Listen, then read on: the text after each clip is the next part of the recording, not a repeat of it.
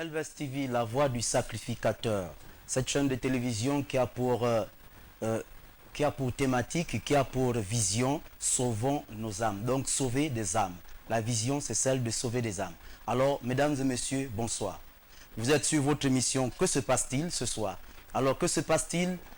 Et cette émission que vous avez déjà pris, vous avez la connaissance, donc vous avez la connaissance, allais-je dire, qui a pour objectif de débattre sur des thématiques. Alors la thématique de ce soir, c'est: y a-t-il une différence entre la prière faite à la maison et celle faite à l'église? Alors ce soir, nous allons en débattre avec des hommes de Dieu, des serviteurs de l'Éternel qui sont avec nous sur ce plateau. Que se passe-t-il chez vous? Que se passe-t-il chez nous également ce soir? Nous allons en débattre et nous allons éclaircir tout cela, toutes ces questions, afin que la lumière soit encore notre partage. Parce que c'est ça l'objectif de cette chaîne de télévision, La Voix du Sacrificateur, et cette émission. Que se passe-t-il? Alors, homme de Dieu, bonsoir. Bonsoir. Bonsoir. Est-ce que vous pouvez déjà saluer les téléspectateurs tout en vous présentant? À ma droite... Bon, j'allais dire bolo à tous les téléspectateurs qui nous regardent, ouais. Et qu'ils restent câblés. Est-ce que c'est un bon choix pour eux d'avoir choisi ce soir la LVS TV? D'accord. Et de bien suivre l'émission Que se passe-t-il, parce que c'est une émission d'édification chrétienne. Amen. Voilà. Et donc quiconque suit cette émission, eh ben, il sera sur la voie de sauver son âme. Que Dieu bénisse abondamment. Amen. Alors à ma gauche... La paix du Christ, peuple de Dieu. Amen. Que la paix du Seigneur abonde et surabonde dans vos maisons, dans vos foyers. Vous sortez certainement d'une journée de travail longue et pénible, alors que la joie du Seigneur vous envahisse et vous inonde. Je suis le docteur Aubert Njila. Amen. Alors, très chers téléspectateurs, nous venons de faire nos salutations, procéder aux salutations d'usage avec nos très chers invités de ce soir. Alors, y a-t-il une différence entre la prière faite à la maison et celle qui est faite à l'église? Ce soir, nous allons vraiment en débattre. Alors, vous avez le numéro de téléphone qui s'affiche au bas de votre petit écran, le 06 pour les SMS, uniquement SMS, questions posées par, sur SMS. Donc, 06 61 05 56. Et pour les appels, ceux qui voudraient appeler, vous appelez au 06 14 55 34. Et ceux qui nous suivent, qui nous regardent depuis les réseaux sociaux, Facebook et YouTube, nous vous saluons déjà, que Dieu vous bénisse également. Vous pouvez également intervenir sur cette plateforme afin de pouvoir présenter, nous donner également vos préoccupations. Alors, encore bonsoir et soyez bénis ce soir sur Que se passe-t-il, votre émission préférée. Alors, nous allons déjà commencer comme ça par des téléspectateurs. Nous avons deux questions, deux interrogations que nos téléspectateurs nous ont envoyées avant de rentrer en plein pot dans ce thème. Il y a un téléspectateur qui nous demandait, qui voudrait savoir pourquoi appelle-t-on Jésus fils de Dieu? Pourquoi Jésus est-il appelé fils de Dieu? Alors, évangéliste? Bon, vous savez que je vais vous répondre ça de la manière la plus simple. La plus simple, tout à fait, oui. Jésus est appelé fils de Dieu parce que il n'a jamais reçu la sémence. Marie, sa mère, n'a jamais reçu la sémence de Joseph. D'accord. Pour que Jésus soit, pour qu'il y ait la grossesse de Jésus. Ah, ok.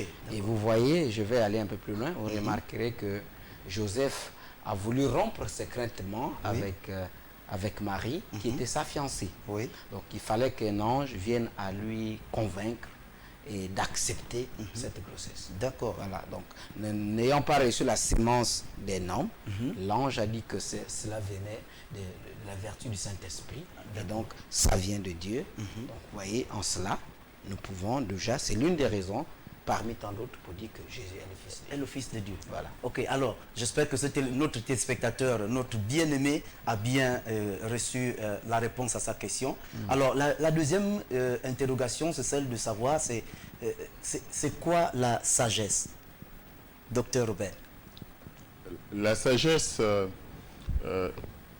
c'est la bonne mise en pratique de la connaissance. D'accord. Vous êtes sage à partir du moment où vous avez la connaissance. et vous la mettez en pratique dans les formes correctes. D'accord. C'est-à-dire, vous n'utilisez pas votre connaissance afin de tromper, afin d'abuser, Oui. mais vous utilisez votre connaissance afin d'édifier, afin de promouvoir et d'élever votre frère.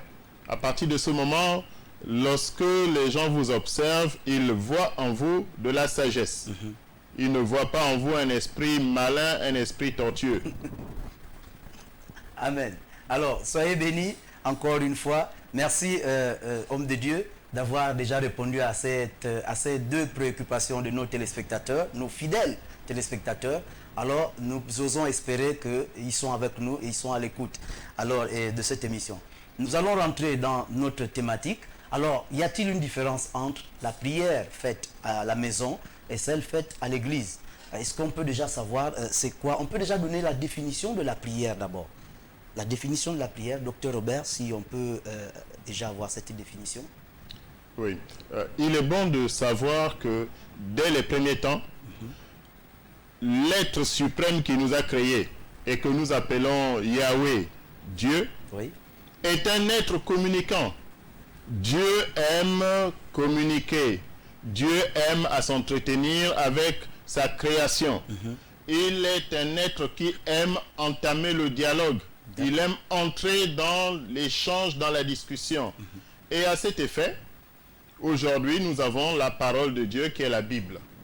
Amen. À travers la parole de Dieu, nous trouvons la conversation que Dieu a avec nous, lecteurs de sa parole. D'accord.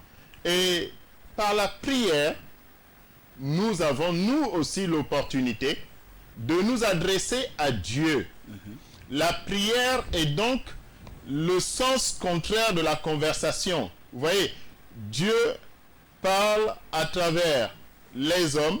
Dans l'ancien temps, il parlait en accord avec Hébreux chapitre 1er, verset 1er.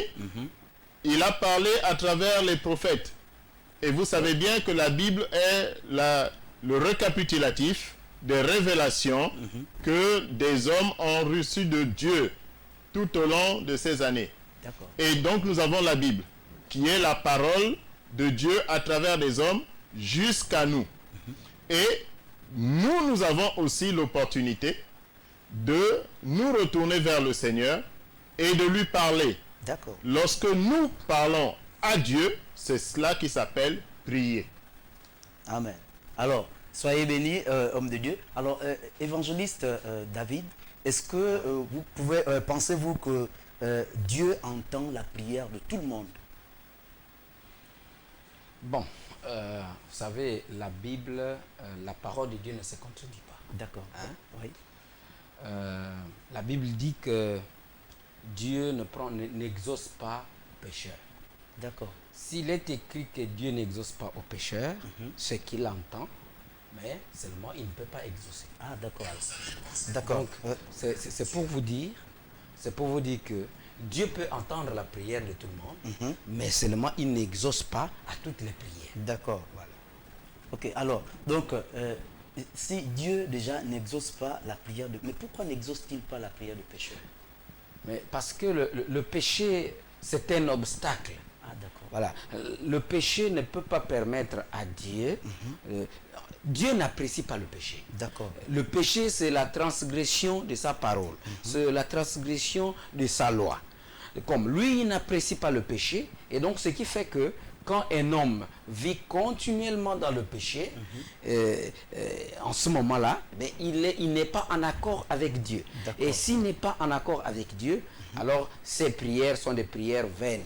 Ces prières, j'allais même, si je vais loin, dire que ce sont des prières qui énervent même Dieu. Voilà. Donc Dieu ne peut pas exaucer à ce genre de prières. D'accord. Et bon, vous ne m'avez pas demandé peut-être les conditions pour que Dieu puisse exaucer non, les prières. On va y arriver. Voilà, il y a déjà le péché. Donc le péché, c'est un obstacle à l'exaucement de nos prières. D'accord. Quiconque vit dans le péché ne pourra pas voir ses prières être exaucées. D'accord. Alors donc, docteur Robert, quel type de prière que Dieu exauce-t-il? Dieu, notre Seigneur, est un être bon. Que vous fassiez une prière parce que vous êtes dans la détresse, dans la difficulté, vous êtes dans une situation de crise, Oui. ou simplement parce que vous avez un besoin. Ça peut être, j'ai envie de m'inscrire dans telle faculté à la rentrée. Oui. J'ai envie d'aller dans tel pays pendant les vacances prochaines. Même des besoins aussi simples que ceux-là. Dieu les entend et Dieu voit dans votre cœur votre besoin. Oui. En Matthieu chapitre 6, il ne fait pas simplement que nous indiquer comment est-ce qu'il faut prier. Il nous dit aussi, ne vous laissez pas accaparer par les soucis, par les préoccupations du monde. Oui. Mais il précise, Dieu précise qu'il connaît nos besoins. C'est-à-dire, quel que soit ce que nous allons lui demander par la prière, il le sait déjà. Il anticipe nos besoins, il connaît ce que nous allons lui demander, mais il attend de nous que nous prions en tout temps, parce que c'est la Bible qui dit « priez en tout temps ». C'est-à-dire, exprimez cependant vos besoins, même s'ils sont déjà connus de Dieu. Et donc, Dieu ne va pas trier dans nos besoins ce qu'il y a à satisfaire, ce qu'il n'y a pas à satisfaire. Il va regarder s'il a trouvé opportun de nous satisfaire, il nous donnera l'exaucement de notre prière. S'il n'a pas trouvé opportun de le faire, parce que, vous savez, nous pouvons avoir l'exaucement et malheureusement, ce sera une occasion de chute pour nous. Une bénédiction, si elle ne vous trouve pas dans une situation affermie, elle pourra être pour vous une occasion de chute. Vous avez une promotion et vous devenez le mari de toutes les femmes. La bénédiction de Dieu est devenue pour vous une malédiction. D'accord. Alors, docteur Robert, c'est quoi pour vous une situation affermie? La situation affermie, c'est la situation de craindre le nom de Dieu. Ah, d'accord. Il faut commencer par cela. Il faut commencer par se rappeler que la première fois que l'on a invoqué le nom de Dieu, et là nous repartons dans la Genèse, au 4e chapitre, nous voyons à partir du verset 6 qu'il y a un homme appelé Enoch. Enoch est le petit-fils d'Adam, parce qu'il est lui-même le fils de Seth, et Seth était le 3e garçon que Adam a eu avec notre mère Ève. D'accord. Et la Bible dit, au chapitre 4 de la Genèse, que c'est à partir de ce moment que l'on invoqua le nom de Dieu, c'est-à-dire qu'on se mettait à prier, à adorer, à louer le Seigneur.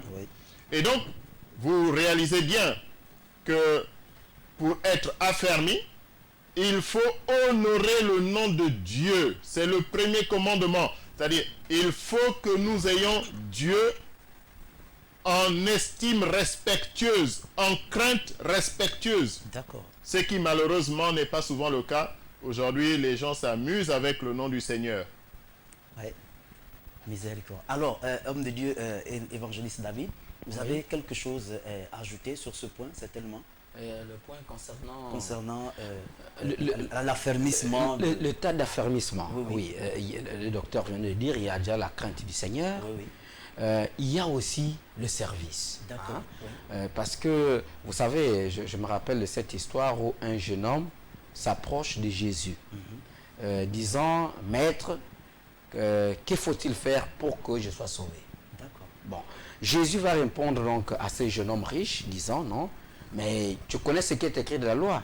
Tu ne tueras pas, tu ne tueras point, tu ne voleras point, tu ne commettras point d'adultère. Et obéis, honore ton père et ta mère. » Le jeune homme riche dit, non, mais moi, j'observe tout cela. Mais qu'est-ce qu'il me faut encore?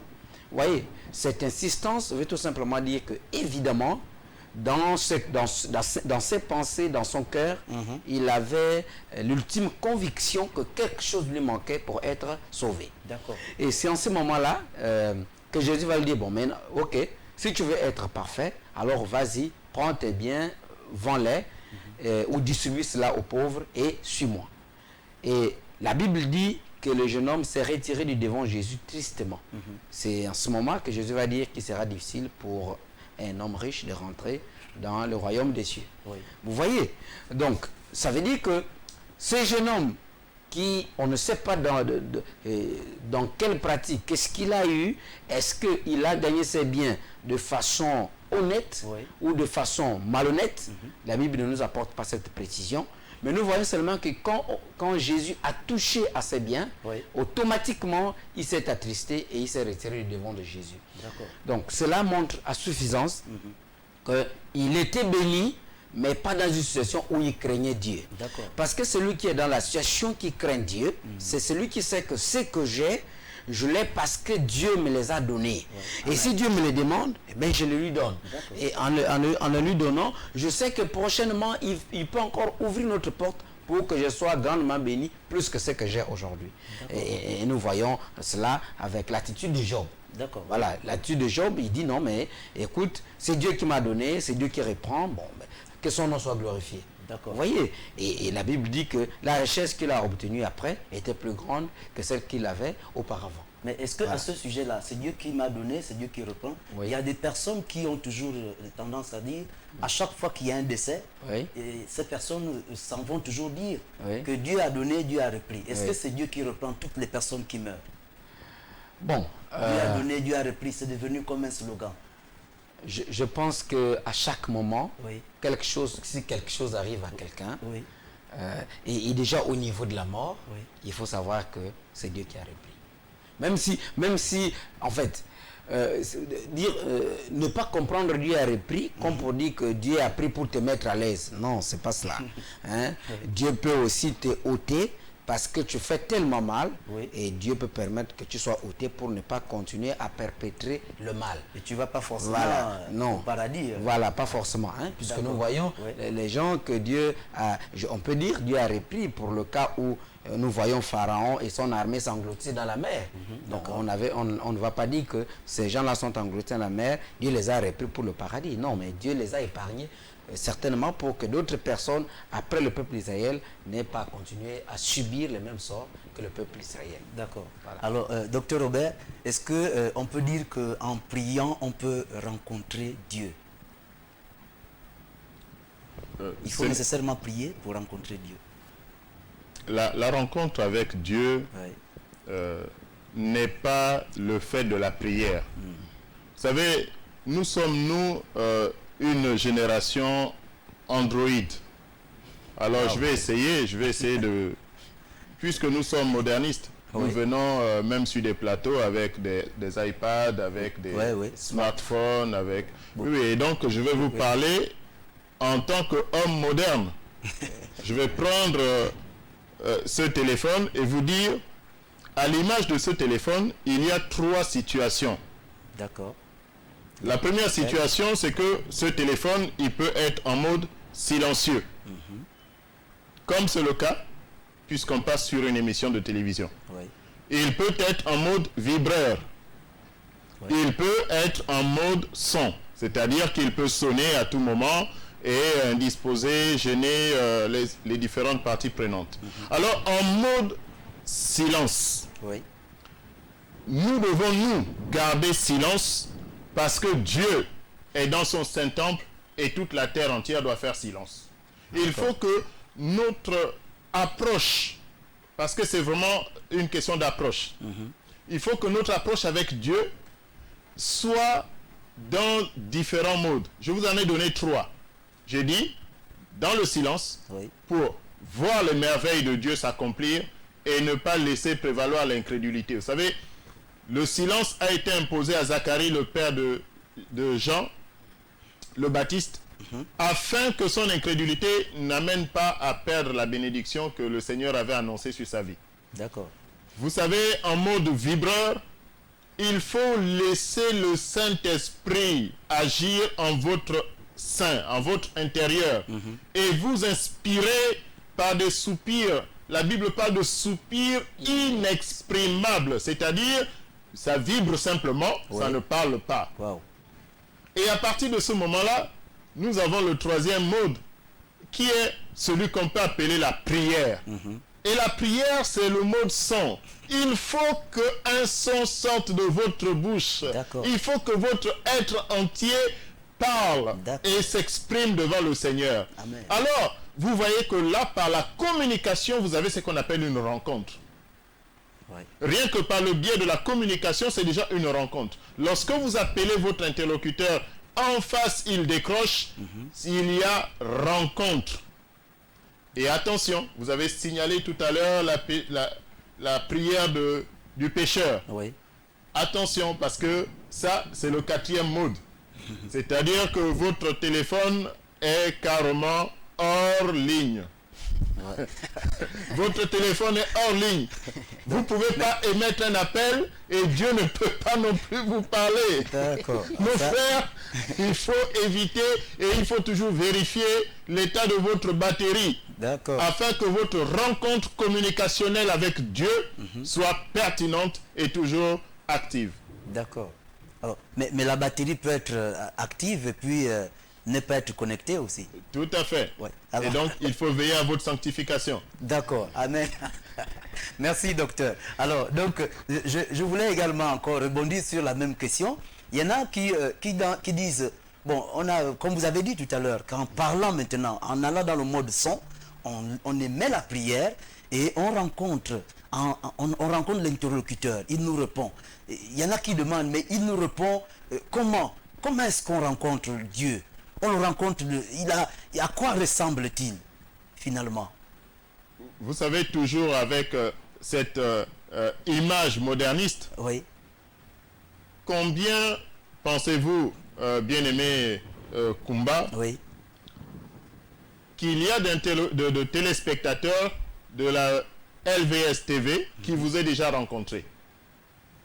Alors là, je ne Vous saurais- imaginez Oui. bien que vous avez un point de contact. Oui, Ce sont les ondes, c'est le petit écran. oui, tout à C'est fait. votre point de contact. Oui, Alors, il faut savoir que la prière, pour vous, est un point de contact avec Dieu. oui, d'accord. Et de la même manière qu'ils ne sont pas nombreux à former les numéros pour interagir avec vous, de cette même manière, Dieu ne forme pas toujours votre numéro pour vous répondre immédiatement. D'accord.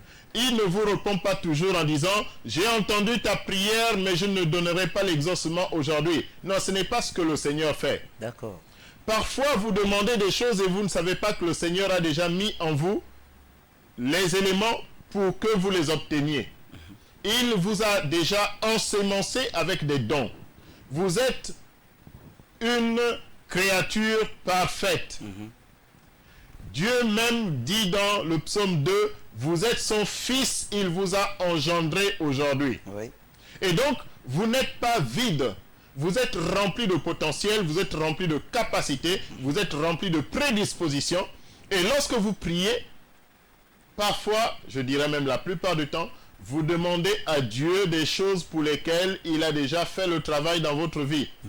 d'accord. Oui. Ce qu'il va faire, c'est ouvrir votre intelligence comme pour les disciples qui sont allés à Emmaüs, afin qu'ils comprennent la volonté de Dieu et qu'ils réalisent que Dieu qui est bon, agréable et parfait, Oui. a déjà fait tellement de choses pour nous. D'accord. Il nous faut maintenant entrer en possession de ces acquis Oui. qu'il a prédisposés dans notre vie. D'accord. Alors, évangéliste, alors, je voudrais également rebondir sur vous. Pensez-vous que lorsque un homme se met à prier, alors quelqu'un se met à prier, il a un besoin qu'il émet, mais parmi ces besoins, ça dit qu'il a d'autres besoins aux alentours. Mais il y a un besoin principal qu'il émet dans sa prière, qu'il présente dans sa prière. Est-ce que lorsque Dieu exauce à cette personne, Dieu exauce uniquement au besoin principal ou bien il peut aussi résoudre le reste des problèmes?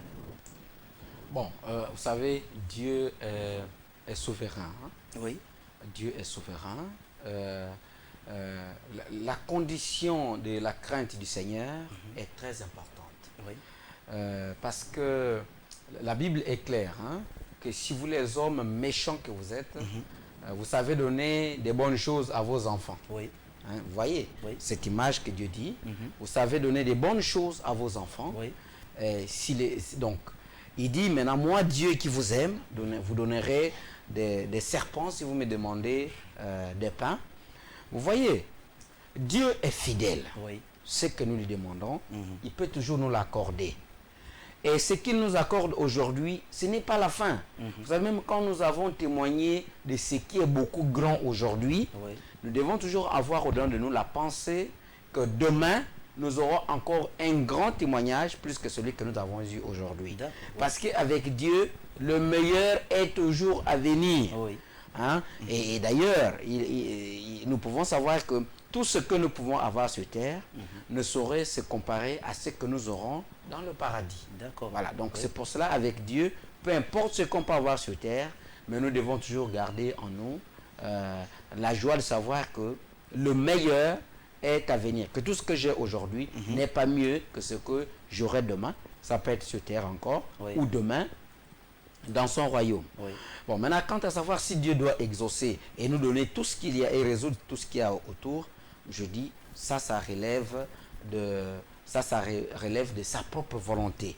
Évidemment, il y a des gens, en résolvant un problème, vous avez tous les autres petits problèmes autour qui ont été résolus. Mais il y en a aussi, évidemment, qu'un seul problème a été résolu, les autres traînent. Mais les autres traînent pourquoi? Parce que Dieu veut voir votre engagement, Dieu veut voir votre promptitude à son service, Dieu veut voir votre attachement à son œuvre, Dieu veut voir votre attachement à sa parole. Et donc ça peut faire de telle sorte que un problème a été résolu, il faut attendre encore peut-être un mois, un an, 2 ans, pour voir encore qu'un autre problème a été encore résolu, attendre, et c'est comme cela. Comme d'un seul coup, tout le problème peut être résolu. Voilà. En un seul coup. Voilà, d'un seul coup, tout le problème peut être résolu. D'accord. Alors, donc, docteur Robert. Oui, je voudrais compléter avec quelques exemples. Oui. Pour dire que nous connaissons tous dans le livre des Actes des Apôtres l'histoire de notre frère Pierre et notre frère Jean qui descendaient au temple. À l'entrée du temple, ils ont rencontré un mendiant. Lorsque cet homme mendiant les a vus venir, quel était son problème? Son problème, c'est qu'il voulait de l'argent. Oui. Quelle était la solution qui lui a été apportée? C'est qu'on le rétablisse dans son intégrité physique. Afin qu'il se mette à disponibilité du marché du travail, qu'il arrive par lui-même à obtenir les moyens de sa subsistance et avec ses ressources, il soit capable de fonder même une famille. Vous savez, parfois nous nous attendons à ce que Dieu nous donne quelque chose et Dieu nous donne l'essentiel. Dieu peut nous donner l'essentiel. C'est comme Bartimée, le fils de Timée. Il était aveugle. Mais qu'est-ce que Dieu lui a donné? De recouvrer la vue. Et à partir du moment où il avait la vue, j'imagine bien que plusieurs autres choses se sont ouvertes à lui. Donc, un pan tout entier d'opportunités à saisir dans le cadre de l'exercice de sa vie. D'accord. Dieu a exaucé la prière de Salomon et nous le voyons dans le premier livre des rois. Salomon avait demandé quoi dans sa prière? Il a dit, je veux la sagesse afin de conduire ce peuple. D'accord, oui. Et Dieu lui a dit, tu demandes seulement la sagesse afin de conduire mon peuple. Alors sache qu'en plus de la sagesse, voici je te donne d'être plus riche qu'aucun autre homme ne le sera jamais. Notre Dieu est merveilleux, bien-aimé. Le Seigneur est plein de bonté. Mais il donne l'essentiel. Et à partir de cet essentiel, vous pouvez obtenir le reste. D'accord. Et donc, il est toujours prêt à nous gâter, s'il faut utiliser le mot. Nous, je ne dirais pas gâter, parce que ça, c'est lorsqu'on parle de la grand-mère avec le petit-fils. La grand-mère, elle gâte, elle n'éduque pas les petits-enfants. Ah, d'accord. Moi aussi, j'ai grandi avec une grand-mère et je sais que c'était un peu difficile. Elle ne me refusait rien. La Bible dit dans Matthieu 6, le verset 33, « Recherchez premièrement. » Premièrement. Et il dit, tout le reste vous sera donné par-dessus tout. Donc, recherchez l'essentiel. Le reste, Dieu pourvoira dans votre vie. Et n'ayez aucun doute à ce sujet. D'accord. Alors, dans le cas de Salomon, est-ce que il était dans cette démarche que vous venez d'énumérer, de rechercher premièrement? Je vous l'ai dit dès le départ, votre question en début d'émission. Je vous ai dit que la sagesse, c'est la bonne mise en pratique de la connaissance. D'accord, oui. Et donc, Ouais. si Salomon demandait la sagesse, Oui. en fait, il demandait à Dieu de lui donner l'intelligence pour pouvoir utiliser la connaissance que ce même Dieu allait mettre à sa disposition. Amen. Et donc, vous imaginez bien, il était forcément condamné à réussir. Oui, merci, vraiment. Et puis je voulais compléter, Oui, l'évangéliste. pour dire que déjà en demandant la sagesse pour diriger le peuple de Dieu, Oui. il ne l'avait pas demandé pour lui-même. Oui. Le peuple qu'il devait diriger, il savait que c'était le peuple de Dieu. Oui, oui. Donc en demandant la sagesse à Dieu pour diriger le peuple de Dieu, vous savez, quelquefois nous demandons à Dieu des choses qui nous sont tout simplement propres. Donc, enfin, nous demandons dans une position d'égoïsme. D'égoïsme, oui. Voilà. Donne-moi la voiture, donne-moi de l'argent. Vous voyez. Donc, c'est concentré sur vous-même. Oui. Mais or, Salomon, lui, il s'ouvre. Il dit, Seigneur, donne-moi de la sagesse pour diriger ton peuple. Vous voyez. Donc Oui. là, évidemment, premièrement, il avait cherché ce qui glorifie Dieu. Oui. Et Dieu lui a donné par-dessus cela, Oui. mais le reste, voilà, la D'accord. richesse. Amen. Alors, très chers téléspectateurs de cette émission, que se passe-t-il? Nous allons marquer une pause et revenir dans quelques instants. Ne quittez pas votre position, gardez la position et ne zappez pas également. Merci, à tout de suite.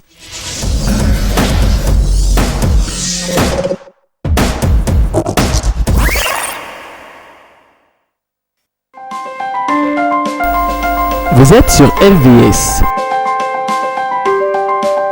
Vous êtes opérateur économique, entité religieuse ou particulier. Vous souhaitez faire promouvoir votre produit, votre société, votre environnement ou vos capacités.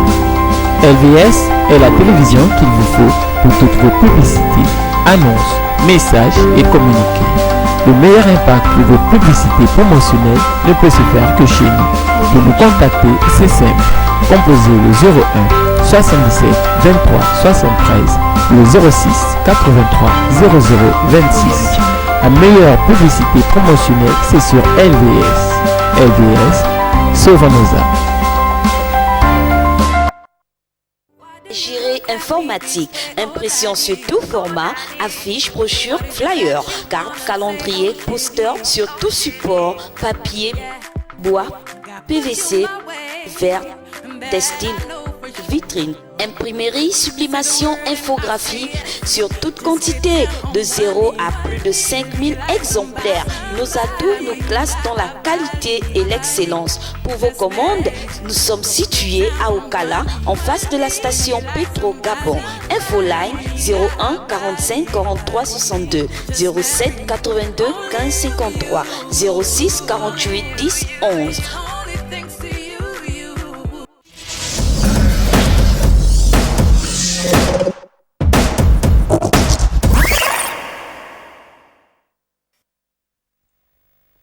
Alors, très chers téléspectateurs d'Elves TV, la voix du sacrificateur, soyez bénis. On revient sur notre plateau. Que se passe-t-il? Alors, que se passe-t-il pour ceux qui nous prennent maintenant en cours? Et nous avons une thématique qui s'affiche au bas de votre petit écran. Y a-t-il une différence entre la prière faite à la maison et celle qui est faite à l'église? Alors, c'est le thème pour lequel nous sommes ce soir chez vous, dans vos maisons, vos salons et partout où pour ceux-là qui nous regardent également sur leur smartphone depuis les réseaux sociaux. Alors ce soir, c'est ça la thématique. Y a-t-il une différence entre la prière faite à la maison et celle qui est faite à l'église? Alors ce soir déjà, vous avez le numéro de téléphone qui s'affiche au bas de votre petit écran, le 06 61 05 56.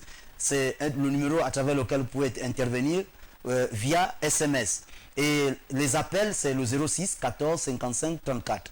Alors, nous allons rentrer comme ça déjà dans notre thématique afin de pouvoir déjà éclaircir, donner une lumière sur cette question qui a été posée. Alors, homme de Dieu, où doit-on finalement prier? Où doit-on prier? Est-ce que, avant de prier d'abord, est-ce qu'on peut nous donner, vous pouvez déjà donner aux téléspectateurs ou encore à tous ceux qui nous regardent, qui sont dans le besoin, ceux qui veulent savoir, quelles sont les conditions d'abord qu'on réunit pour faire une prière? Les conditions qu'il faut réunir. Oui, docteur? Oui, merci. Déjà, il faut savoir, prier, c'est vouloir parler à un illustre hôte qui est notre Créateur. D'accord.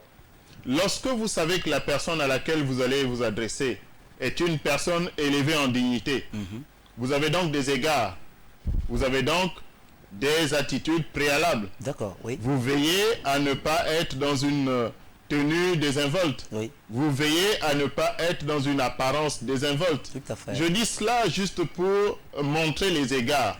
Mais en réalité, la prière se fait en tout lieu. La prière se fait en tout temps.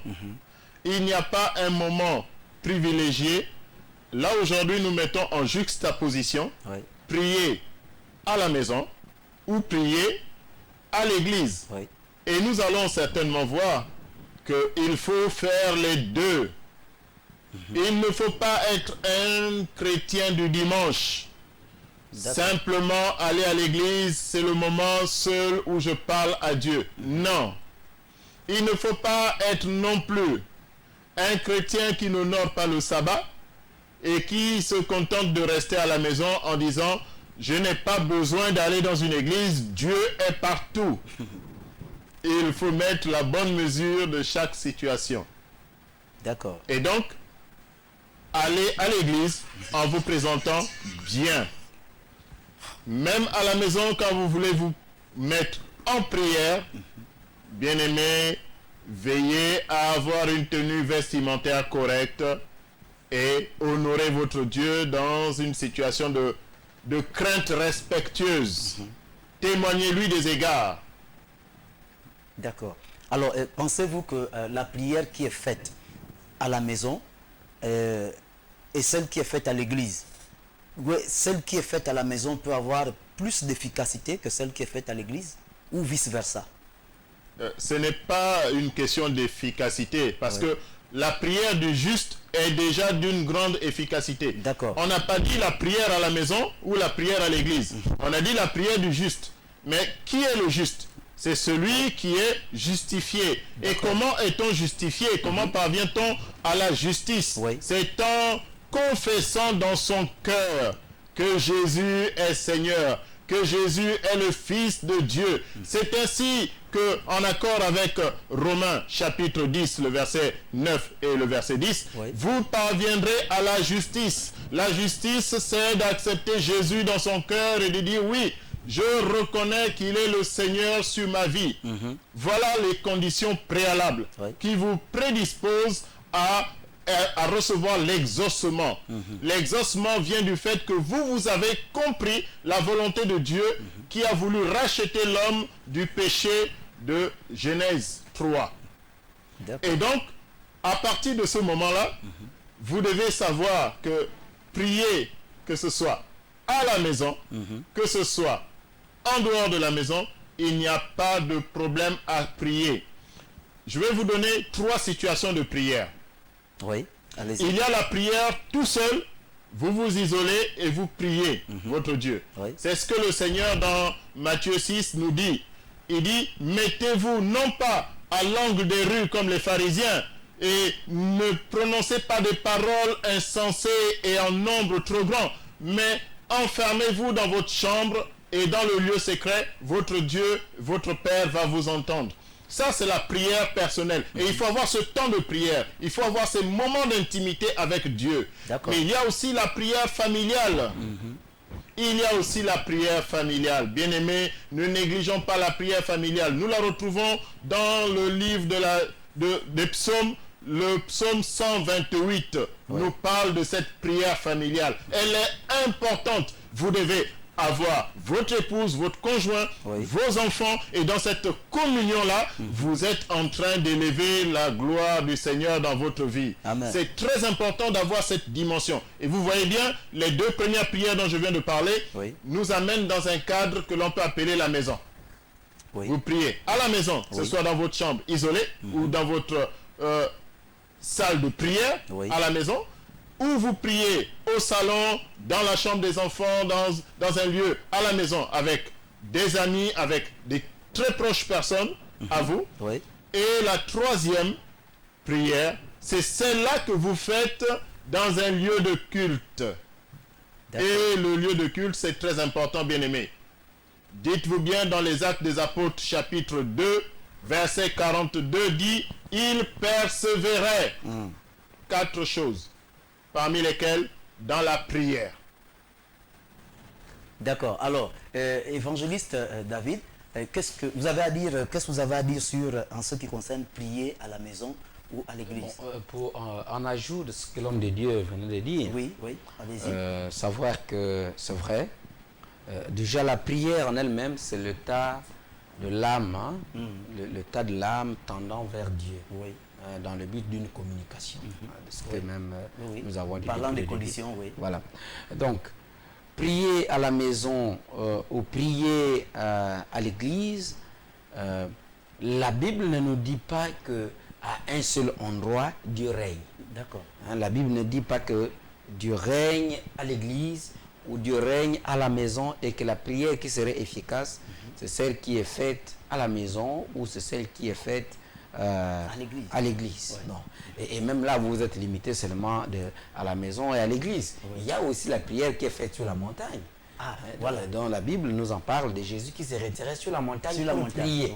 Vous voyez, là, c'est une prière aussi qu'on n'en a pas parlé. Est-ce que sur la montagne, c'est pas ça, il ne faisait pas allusion, c'est pas un temple, c'est pas l'église? On ne peut pas comparer ça à l'église? Non, la Bible définit bien la montagne. D'accord. On nous parle même de la montagne, le mont des Oliviers. Vous voyez, donc la montagne, elle est bien précise. D'accord. Donc ce n'est pas un temple qui avait été bâti là-bas. Non, c'est vrai que Joseph, qui s'est fait le père de Jésus, était un charpentier, mais la Bible ne nous dit pas qu'il avait bâti pour Jésus un temple spécialement sur une montagne, et là où Jésus allait prier. Non, Jésus allait sur la montagne pour prier. D'accord. Voilà, donc vous voyez qu'il y a aussi donc cette prière-là qui est faite sur la montagne, il y a aussi cette prière-là qui est faite à la maison, il y a aussi la prière qui est faite à l'église. Si on recule dans l'Ancien Testament, nous pouvons voir aussi que on pouvait... Moïse disait à Pharaon de laisser le peuple de Dieu aller dans le désert pour l'adorer. Donc il y a aussi la prière qui peut être faite dans le désert. Oui, donc je ne sais pas pourquoi la spécification dans le thème que nous débattons de la seule prière de l'église et de la maison. Donc, vous voyez que tout cela pour montrer qu'il y a beaucoup de lieux où nous pouvons faire notre prière. D'accord. Mais ce qui est très important pour nous, c'est l'attitude de notre cœur. D'accord. Est-ce que notre intérieur est préparé à dire des choses, à communiquer quelque chose à Dieu? Est-ce que notre intérieur est dans les dispositions de communiquer quelque chose à Dieu? Nous pouvons faire même une prière, même dans notre lieu de travail. Nous pouvons prier. Même en marchant, en chemin. Même en marchant, même au volant de notre voiture, nous pouvons faire notre prière. Le problème, c'est de savoir, je vais rejoindre peut-être un peu l'exemple qu'a donné l'homme de Dieu sur les téléphones Android. Voilà, le téléphone, je peux l'avoir dans ma chambre, je peux l'avoir au salon, je peux l'avoir dans la voiture, je peux l'avoir dans mon lieu de travail. S'il est connecté, eh bien, si M. Kumba m'appelle, je vais répondre à l'appel. Tout à fait. Voilà, donc c'est l'attitude intérieure. Est-ce que nous sommes toujours connectés avec Dieu pour penser, dire des choses, pour penser, dire des choses à Dieu ou demander des choses à Dieu? Est-ce que nous sommes est-ce que nous sommes en contact avec Dieu? Est-ce que nous sommes connectés pour dire des choses à Dieu? D'accord. Voilà. Mais c'est ce qui est plus important. Je pense pour moi, le lieu, mais par contre, là sur les lieux, il y a quand même quelque chose pour parler un peu de l'église et de la maison. La maison, c'est vrai, la prière, elle peut être individuelle. Voilà. La prière, elle peut être aussi collective. L'homme de Dieu a parlé de la prière de la famille. Voilà. Il y a aussi la prière collective, il y a la prière donc de la famille, il y a la prière qui est faite à l'église. Elle est collective. Vous voyez, nous le faisons avec des frères et des sœurs dans un élan d'amour. Est-ce que vous voyez? Et ça, c'est très important. Parce que l'homme de Dieu, quand il a cité le passage biblique d'Actes des Apôtres, qui dit les apôtres persévéraient dans la prière, mais il n'a pas voulu continuer à dire dans la communion fraternelle. Donc on peut dire que la prière dans laquelle il persévérait, c'était pas la prière de seul Jean, de seul Pierre, de seul Jacques. Non, il faisait donc ces prières-là ensemble. Et cela fortifiait la communion fraternelle. D'accord. Voilà. Mais pour celui-là, il y a des frères, il y a des frères par exemple qui, on peut dire des voisins, un matin tu te lèves, tu vas à l'église, en partant, tu dis au frère ou au voisin, je m'en vais à l'église. Le voisin répond, oui, prie pour moi.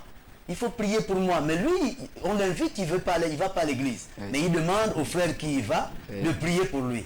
Ce type de prière-là. Je pense que si quelqu'un vous dit, il faut prier pour moi, et qu'il n'accepte pas l'invitation, je pense que là, il y a un souci. C'est que peut-être votre invitation n'est pas bien formulée. Parce que déjà, ce qui est vrai, et ce que nous devons savoir, c'est que quelqu'un en disant non, mais priez aussi pour moi, c'est qu'il en fait, il exprime là un besoin. Prenons toujours le temps de demander, mais on va prier pour vous, pour quel sujet, par exemple? Sinon, ça devient quelque chose de récital, parce que quelqu'un comme moi, quand j'étais à l'école primaire, on va te dire de faire une récitation. Tu ne comprends même pas ce que tu dis, mais au moins, tu répètes ça et tu as des points, voilà.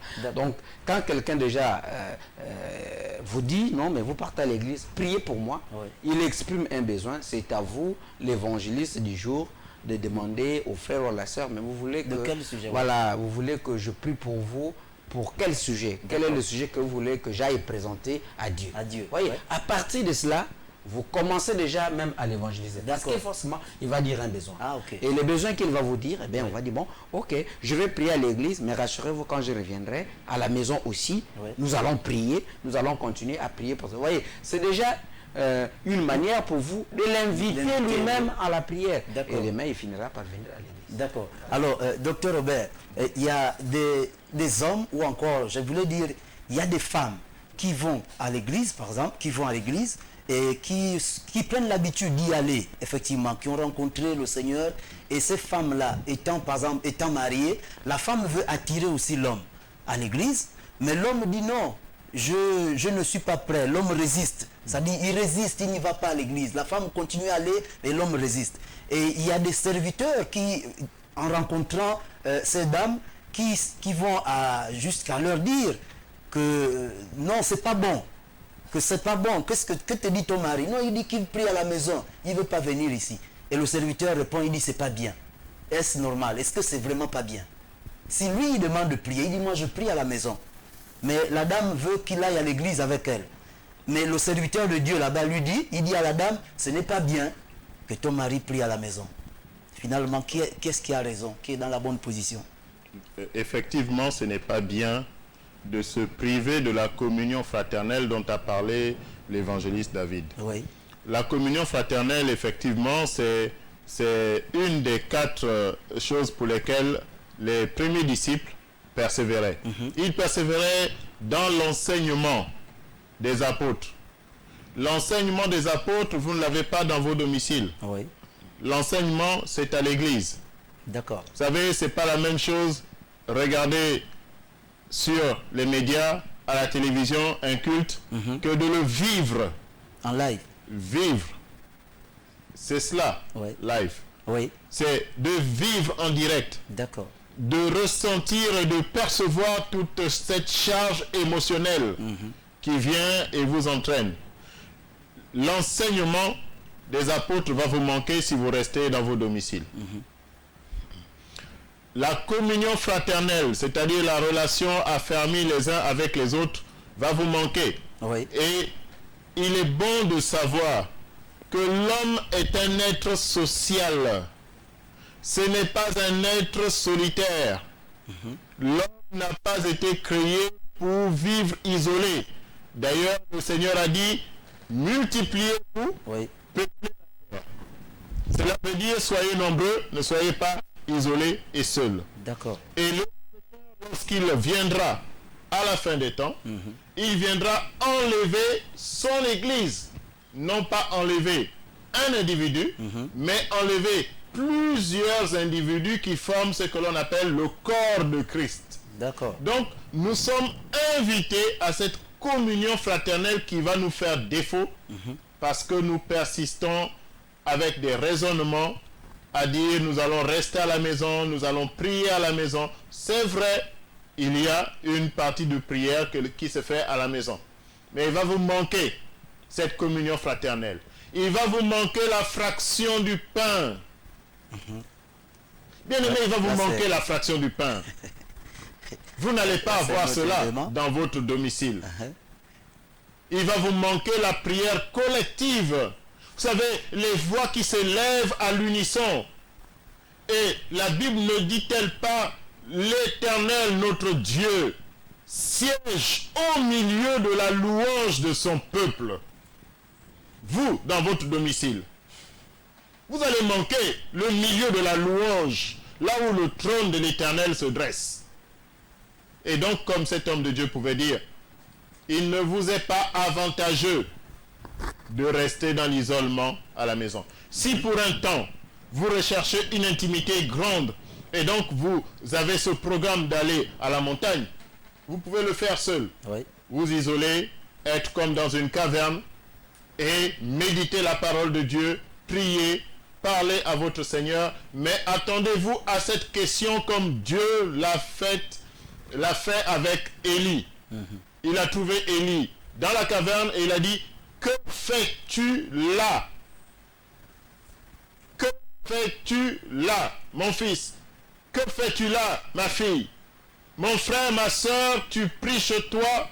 Ce n'est pas le seul lieu dans lequel Dieu s'attend à te trouver. Mais si tu n'es que chez toi et jamais dans la communion avec tes frères, alors sache que tu te mets délibérément en danger. Et le Seigneur te donne cet avertissement sous forme de question. Que fais-tu là? D'accord. Alors, homme de Dieu, parlant des médias, vous avez parlé des médias, celui-là qui reste à la maison et qui se contente du culte télévisé. Mais il y a des personnes qui ont reçu leur délivrance rien qu'en touchant le poste téléviseur. Pendant que le culte passe, il y a l'homme de Dieu qui prie et il demande même de prendre la main, poser sur le poste téléviseur. Et la personne pose la main et elle retrouve la guérison. Elle retrouve bénédiction ou encore grâce. Dieu lui fait grâce. Alors qu'est-ce qu'on peut dire de celle-là? Je n'ai pas dit que c'était mauvais. Oui. D'ailleurs, vous savez, même nous, les hommes de Dieu, quand nous sommes en voyage, il y a des pays, il y a des villes, des endroits où parfois vous avez du mal à honorer le sabbat. Oui. Vous pouvez prendre votre téléphone et vivre un culte en direct. Mais cela doit garder le caractère exceptionnel. Cela doit demeurer exceptionnel. Si pour vous, c'est maintenant votre église qui est sur le téléphone, ou votre église qui est au poste radio dans votre voiture, votre église qui est à la télévision, je suis au regret de vous dire, vous êtes en train de manquer l'essentiel. L'essentiel, c'est que Dieu veut communier avec son peuple. Oui. Dieu ne va pas toujours aller dans votre isolement, vous trouver tout seul. Amen. Il ne va pas toujours aller. Et d'ailleurs, souvenez-vous, dans le livre de l'Exode, lorsque Dieu est allé trouver Moïse dans son isolement où il était seul, Oui. c'était pourquoi? Pour le garder dans le désert ou pour qu'il aille chercher ses frères? Dieu est un Dieu de communion. Dieu est un Dieu de vivre ensemble. D'accord. Dieu n'est pas un Dieu pour que vous soyez un ermite.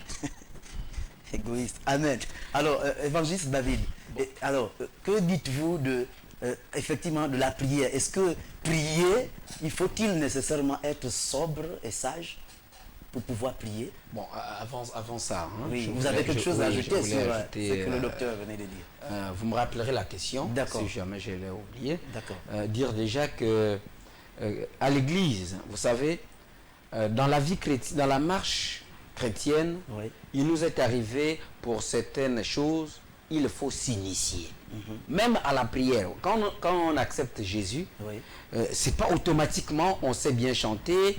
Bon, peut-être on peut savoir chanter dans le monde, Oui. mais automatiquement on sait bien chanter les cantiques de louange, on sait bien adorer, on sait bien prier. Non, c'est pas possible. On s'initie. La fois dernière, sur votre plateau de télévision, vous nous avez invité à parler de la formation. Oui. Voyez, et cette formation, elle est continue quand nous sommes en communion avec des frères. les frères, Quand nous d'accord. sommes, ça se passe où? À l'église. Alors, imaginez-vous, vous êtes un adepte de la télé et vous suivez à la télé. Oui. Vous allez vous initier à la prière à la télé. Vous allez vous initier à la louange à la télé. Vous allez vous initier à l'adoration à la télé. Oui. Non, disons les choses clairement, Oui. on n'arrivera pas. Voilà. Donc le milieu... Sinon, on aura une vie spirituelle virtuelle. Voilà, une vie, voilà.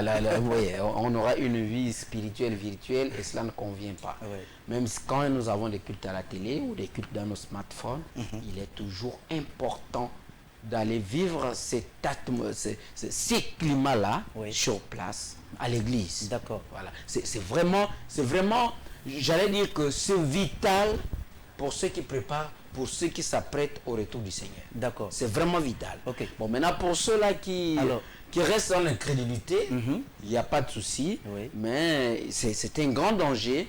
Ils ont choisi eux-mêmes volontairement d'être en danger. D'accord. Alors, il ne nous reste plus que certainement 3 minutes. Voilà. Alors, que faut-il? Alors, faut-il être vraiment, faut-il être sage et sobre pour prier? La sagesse elle-même, vous voyez, nous revenons sur ce que l'homme de Dieu a dit. Oui. La sagesse elle-même a fait l'objet de la prière de Salomon qui dit à Dieu, donne-moi seulement de la sagesse. Est-ce que vous voyez? Donc, même la sagesse, pour savoir même prier, il faut que nous puissions prier encore à Dieu pour qu'il nous donne donner cette sagesse. oui. Voilà. Sinon, si nous n'avons pas cette sagesse, Oui. nous allons prier comme un peu au hasard et on n'y arrivera pas. Et là encore, il faut être à l'église. Parce que la Bible dit dans Romains, le chapitre 15, le verset 1, Oui. hein, que vous qui êtes forts, soutenez les faibles. Est-ce que vous voyez? Oui. Donc, autrement dit, tu peux être même faible dans ta prière et tu l'as partagé à un frère ou à une sœur Oui. et lui, il te soutient dans la prière pour que ta prière soit exaucée. Cette soutenance peut s'expliquer dans le sens où il peut t'encadrer comment prier par rapport à la situation dans laquelle vous vous retrouvez. D'accord. Est-ce que vous voyez? Et ça se fait, ça ne se fait pas à la télé. Voilà. Ça se fera en contact avec un frère. D'accord. Voilà. Alors, nous sommes presque à la fin de cette émission. Je vais demander au docteur Robert de prier. Vous allez prier, il va prier pour nous tous. Donc, nous donner un exemple de prière collective. Prière avec... Non, mais je voulais intervenir pour dire que Oui. en matière de prière, Oui. il n'y a pas d'exemple. Il n'y a pas d'exemple. La Voilà. prière, c'est la prière. c'est la prière. D'accord. Voilà. Donc, il ne faudrait pas qu'on joue avec ces choses-là parce que ce sont des choses spirituelles. D'accord. La Amen. prière, c'est la prière. Amen. Il n'y a pas d'exemple de prière. Bon, Oui. je m'attendais peut-être que prochainement, vous nous poserez la question de savoir, il y a aussi On des y- prières répétées. On y reviendra. Il y a aussi On y des reviendra. prières répétées où l'homme de Dieu dit et Oui. vous répétez. Oui. Il y a aussi la prière qui est écrite sur un papier et qu'on nous dit, bon, à tout moment il faut répéter. Est-ce répéter. qu'elle est aussi efficace? Mais est-ce qu'elle est Voyez, profonde d'abord? Il y a aussi la prière de notre Père. D'accord. Mais bon, le temps peut-être nous fait défaut, je ne Oui. vais pas me prendre en fou. Nous sommes presque à la prochainement. fin. Voilà pourquoi je demandais au docteur Robert de nous conduire dans la prière collective. Nous allons prier pour terminer cette émission. Merci.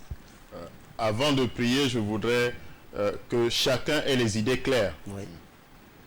Toi, mon frère, ma soeur, qui pense que la prière se fait seulement à la maison, sache que dans les 10 commandements, ce qu'on appelle le décalogue, il y a 3 commandements seulement qui te mettent directement en relation avec Dieu. Un seul Dieu, ne pas prononcer son nom en vain et honorer ses sabbats.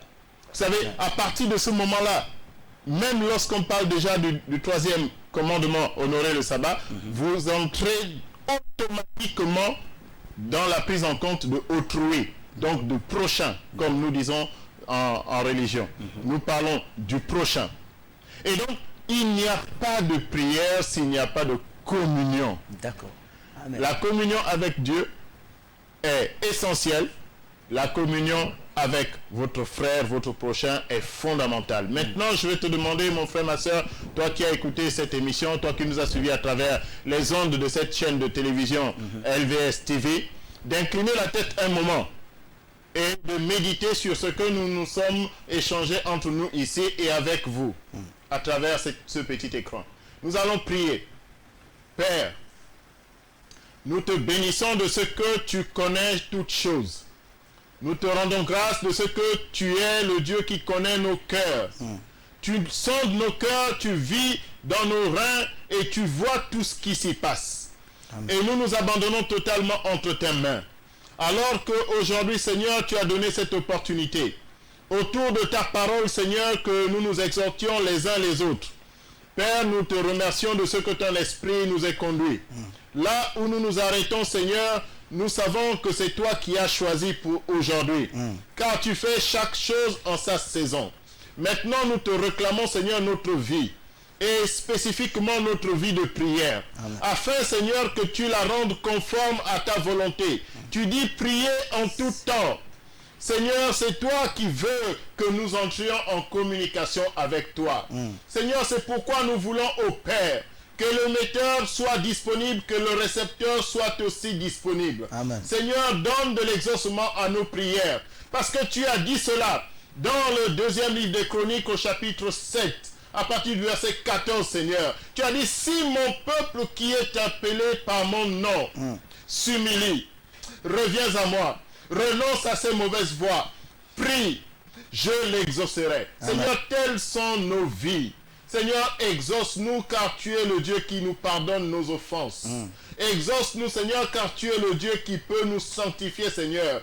Ne laisse point au Père que nos transgressions, que nos péchés soit un obstacle entre toi et nous, Seigneur. Amen. Viens, mon Dieu, mon roi, Seigneur. Toi qui as dit que même si nos péchés sont rouges comme du cramoisi, tu es capable de nous laver et nous rendre plus blancs que neige.